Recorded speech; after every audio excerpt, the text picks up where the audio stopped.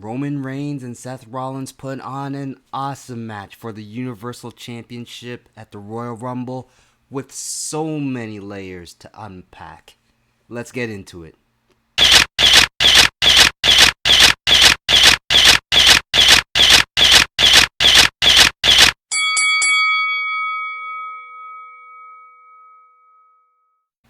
What is up? My name is Lloyd, and this is the Middle Card, which are my takes on the world of professional wrestling and all of its ins and outs. So let's go. So this match,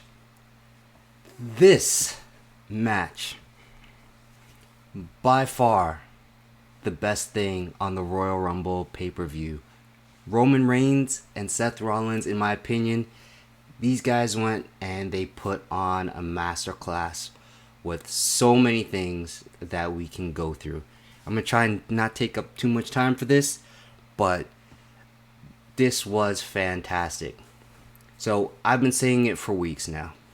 I've been saying it in the previous videos that Seth Rollins is by far doing the best character work of his career.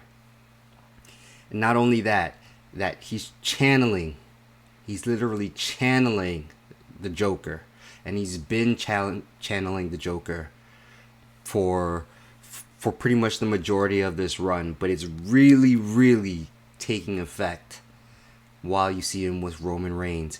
So, once again, we're talking about the obnoxious laughter, followed up by his sadistic side, oftentimes, but obnoxious laughter,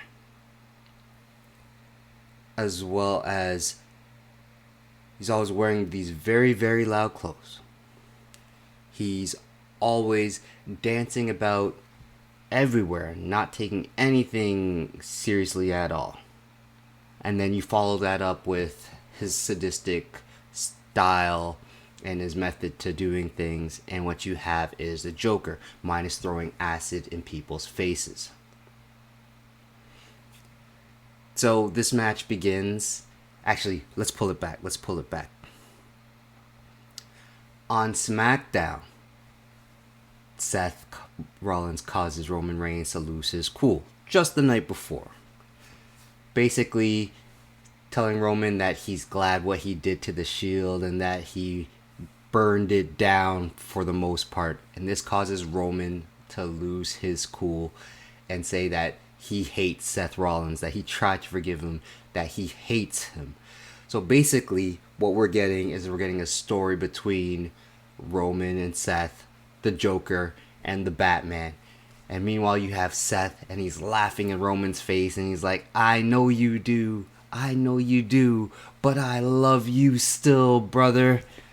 This is freaking amazing. So, when the match is beginning, Roman Reigns comes out first, which is done on purpose because the champion should always come in last. It's the champion, right? But the reason why they do this is because Seth Rollins now comes in with the Shield music and the old Shield gear. He is literally tormenting Roman Reigns. He will never ever let him forget. He's doing everything to get under his skin, to get him angry, to just infuriate this man. And you want your opponent angry because it causes your opponent to make mistakes by getting them emotional. So this is great. So this causes Roman to make mistakes in the beginning, of course. Seth just seems to be ahead. Seth gets the advantage, hits a curb stomp, goes for the pin. Doesn't get it, obviously. Roman kicks out. Roman puts in all of his offense. And then you have a bit of a back and forth until Roman has the advantage towards the end of the match. But Seth has rented space in Roman Reigns' head, which is awesome. So even when Seth is defeated at this point in time, and he knows he's beaten, he's been hit with spears and whatnot, he holds out the old Shield fist. To which, if you're like paying attention, Roman is now saying, you're still taking this as a joke. You're treating this as a joke, that everything that we ever did together. And then he puts him in the guillotine, which has been Roman's finish for finishing opponents.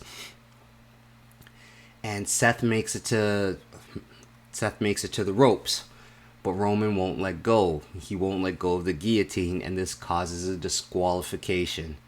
And the ref is trying to get him to let go, and he's like, "Let go, let go." And Roman's there, and he's screaming out, "He won't let me let go. He won't let me let go," which is freaking awesome.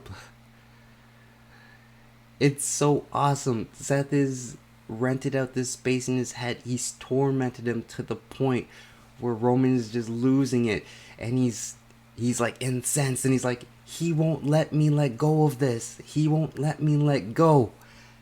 It was freaking awesome. And of course, Seth gets the victory by disqualification, which I didn't see coming. I figured that Roman is going to win because he's finally going to get the Seth Rollins monkey off of his back. But clearly, there is more story to tell here. Now, I've been saying this for weeks as well. The reason why I don't appreciate this as much is because Seth Rollins he's on Raw. He's on Raw. And I do not like this crossover, and they never ever gave us really any explanation as to why. They kind of just put it together. I know they were just putting things together, but come up with a reason. Say something about it. But beyond that, for the entirety of this match, they made me forget about that. They really, really did. And then, of course, this leads to the symbolic moment where Roman, he's lost the match. He's going to leave. Seth is down and out. He starts to get back up. Roman grabs a chair, and this is so symbolic.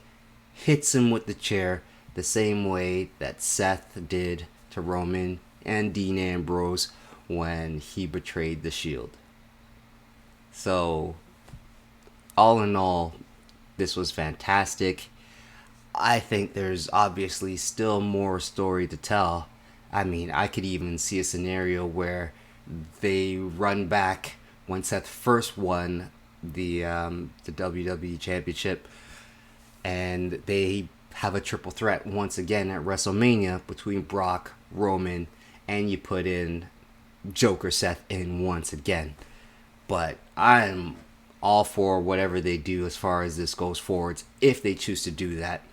I think maybe what we had was just a ripple in time effect, kind of like an alternate universe type moment coming together, and they're probably going to split apart. But if they brought it back together, I would 100% be down for that. Let's go.